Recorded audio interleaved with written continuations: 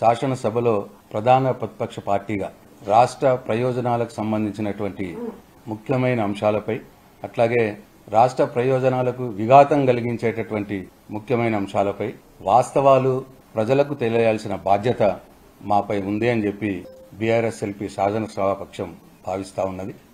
ఒకవైపు పక్క రాష్ట్రం, ఆ రాష్ట్ర ముఖ్యమంత్రి చంద్రబాబు నాయుడు గారు బన్కచర్ల పేరిట, అట్లాగే ఇంకోవైపు కేంద్ర ప్రభుత్వం బీజేపీ పార్టీ కావేరీ గోదావరి నదుల అనుసంధానం పేరిట గోదావరి జలాల్లో తెలంగాణ రాష్ట్ర హక్కుల్ని కాలరాచే ప్రయత్నం చేస్తుంటే వారి ప్రయత్నాలకు వంతబారుతున్నటువంటి తెలంగాణ ముఖ్యమంత్రి రేవంత్ రెడ్డి జీ హుజూర్ అంటున్నటువంటి ఈ సందర్భంలో, ఈ నేపథ్యంలో కాళేశ్వరం ప్రాజెక్టును కాపాడుకోవాల్సినటువంటి బాధ్యత మనందరి మీద కూడా ఉందని చెప్పి మనం చేస్తా ఉన్నాం. ఈ నేపథ్యంలో తెలంగాణ రాష్ట్రానికి జీవనాడైనటువంటి కాళేశ్వరం ప్రాజెక్టు యొక్క వాస్తవాలు తెలంగాణ ప్రజలకు తెలియాల్సిన అవసరం ఉంది. తెలంగాణ నేలను కరువు బారి నుండి ప్రాలదోలినటువంటి ప్రపంచంలోనే అతిపెద్దదైనటువంటి కాళేశ్వరం లిఫ్ట్ ఇరిగేషన్ ప్రాజెక్టుపై అవాస్తవాలు, దుష్ప్రచారాలు, అపోహలు చేస్తా ఉన్నారు. మరి ముఖ్యంగా గత కొద్ది నెలలుగా తెలంగాణ మీద గుడ్డి వ్యతిరేకతో ఉన్నటువంటి శక్తులు, తెలంగాణ అభివృద్ధి నిరోధక శక్తులు, అట్లాగే తెలంగాణ రాష్ట్ర ముఖ్యమంత్రి రేవంత్ రెడ్డి గారు, కాంగ్రెస్ పార్టీ, అట్లాగే బీజేపీ పార్టీ అందరూ కూడా కూడబలుపుకొని కాళేశ్వరం ప్రాజెక్టు మీద అపోహలు, అవాస్తవాలు, దుష్ప్రచారాలు చేస్తా ఉన్నారు. ఉదాహరణకి ఒకళ్ళంటాడు కాళేశ్వరం ద్వారా 1 ఎకరం నీళ్లు కూడా రాలేదంటాడు. మేము దిగిపోయిన తర్వాత కూడా ఒక మేడిగడ్డ నుంచే కాదు, కాళేశ్వరం నీళ్లు, గోదావరి నీళ్లు ఎంఎండి ద్వారా, అట్లాగే అన్నపూర్ణ ద్వారా, మల్లన్న సాగర్ ద్వారా, కొండపోచమ్మ సాగర్ ద్వారా, ఇట్లా ఎస్ఆర్ఎస్పి పునర్జీవం ద్వారా అనేక రకాలుగా అనేక రిజర్వాయర్ల నుంచి, అనేక పంప్ హౌజ్ల నుంచి దాదాపు 20 లక్షల ఎకరాలకు సాగునీరు అందింది. మేము దిగిన తర్వాత, మేము ప్రభుత్వం నుంచి మేము బయటకు వచ్చిన తర్వాత కూడా ఈ విషయాలు చెప్పాల్సిన అవసరం ఉన్నది ప్రజలకి. అట్లాగే ప్రాజెక్టు కూలిపోయింది అంటారు, కాళేశ్వరం కూలిపోయింది అంటారు. 94,000 కోట్ల రూపాయల విలువగల కాళేశ్వరం ప్రాజెక్టులో 4,000 కోట్ల రూపాయల విలువగల ఒక 86 పిల్లర్లు కలిగినటువంటి మేడిగడ్డ బ్యారేజ్లో 2 పిల్లర్లు కుంగితే కాళేశ్వరం కొట్టుకుపోయింది అంటున్నారు. ఈ రోజు కూడా గత సంవత్సరం 15 లక్షల క్యూసెక్లను తట్టుకొని నిలబడ్డది కాళేశ్వరం ప్రాజెక్టు. ఈ రోజు కూడా నిటారుగా నిలబడి ఉన్నది మేడిగడ్డ బ్యారేజ్. రండి కలిసి చూసేద్దాం వస్తే. ఇట్లా దీని మీద కూడా వాస్తవాలు ప్రజలకు తెలియజెప్పాల్సిన అవసరం ఉన్నది. అట్లనే 1,00,000 కోట్ల అవినీతి జరిగింది అంటారు. కాళేశ్వరం ప్రాజెక్టుకైనా ఖర్చే 94,000 కోట్లు. ఖర్చు 94,000 కోట్లు అయితే 1,00,000 కోట్లు ఎట్లా ఖర్చు అవుతుంది? ఎట్లా అవినీతి జరుగుతుంది 1,00,000 కోట్లు? అంటే వాళ్ళు ఎంత ఫాల్స్ గా మాట్లాడుతున్నారో, ఎంత అబద్దాన్ని ప్రచారం చేస్తున్నారో అర్థమవుతా ఉన్నది. దీని మీద కూడా వాస్తవాలు ప్రజలకు చెప్పాల్సిన అవసరం ఉన్నది మా పార్టీకి. అట్లనే జస్టిస్ ఘోష్ కమిషన్ రిపోర్ట్ అన్నారు. ఆ రిపోర్ట్ సీల్డ్ కవర్లోనే ఉంటుంది. అది ఇప్పకన్నా మొదలే పీసీ ప్రెసిడెంట్ మాట్లాడతాడు దాని మీద, దాంట్లో ఏదో జరిగిపోయింది కాళేశ్వరంలా అని.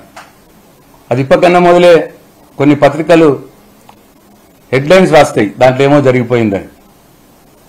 అంటే రిపోర్టును ఆధారం చేసుకొని కాళేశ్వరం మీద, మా మీద ఒక కుట్రపూరితమైన చర్యకు పాల్పడతా ఉన్నారు. అసలు ఆ రిపోర్ట్ని మేము తప్పుపడతా ఉన్నాం. ఆ రిపోర్ట్లో సెక్షన్ 8B 8C ప్రకారం మా వివరణ కోరాల్సి ఉండగా, కేసీఆర్ గారిది, హరీష్ రావు గారిది వివరణ కోరాల్సి ఉండగా, ఈటల రాజేందర్ గారిది, ఎవరిదైనా సరే, ఇంజనీర్లది ఎవరిదైనా సరే తప్పు జరిగింది వీళ్లతో అని వాళ్ళు రిపోర్ట్లో చెప్పినప్పుడు వాళ్ళు వివరణ కోరలేదు. 1 సైడ్గా ఏకపక్షంగా ఆ రిపోర్ట్ని వీళ్ళు ప్రచారం చేసుకుంటున్నారు. మేము న్యాయస్థానంలో పోరాడుతున్నాం ఆ రిపోర్టే తప్పని చెప్పి. దాని మీద ఏదో కుట్ర వందామని ప్రయత్నం. అట్లా ఇవన్నిటికి కూడా మేము తెలంగాణ ప్రజలకు వాస్తవాలు తెలియజెప్పాల్సిన అవసరం ఉన్నది.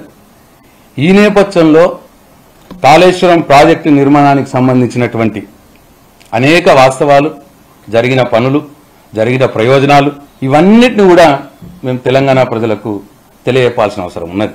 రాష్ట్ర ప్రజలకే కాదు, ముఖ్యంగా రాష్ట్ర ప్రజలతో పాటు అత్యున్నతమైన చట్టసభ తెలంగాణ శాసనసభ్యులకు కూడా కాళేశ్వరం ప్రాజెక్టు యొక్క ప్రయోజనాలు తెలియాల్సిన అవసరం ఉన్నది.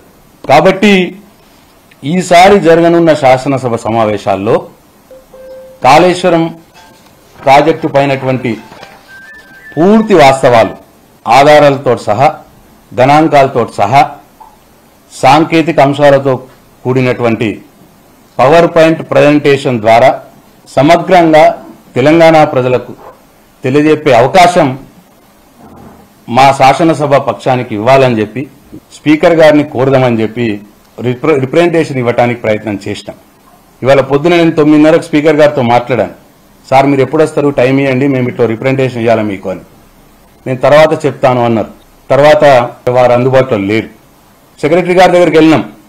మీరన్నా తీసుకోండి దీన్ని, ఈ రిప్రజెంటేషన్ మీరన్నా తీసుకోండి అని చెప్పి సెక్రటరీ గారి దగ్గరికి వెళ్తే వారు తీసుకోవడానికి నిరాకరించినారు. కాబట్టి విధిలేని పరిస్థితుల్లో ఇవాళ మేము మీడియా ముందుకు రావాల్సి వచ్చింది. అంతేగాని ఈ శాసనసభ వ్యవస్థ మీదనో స్పీకర్ గారి మీద గౌరవం లేక కాదు. స్పీకర్ గారు మాకు ఈ పవర్ పాయింట్ ప్రజెంటేషన్ అనుమతి ఇస్తారని మేము ఆశిస్తా ఉన్నాం.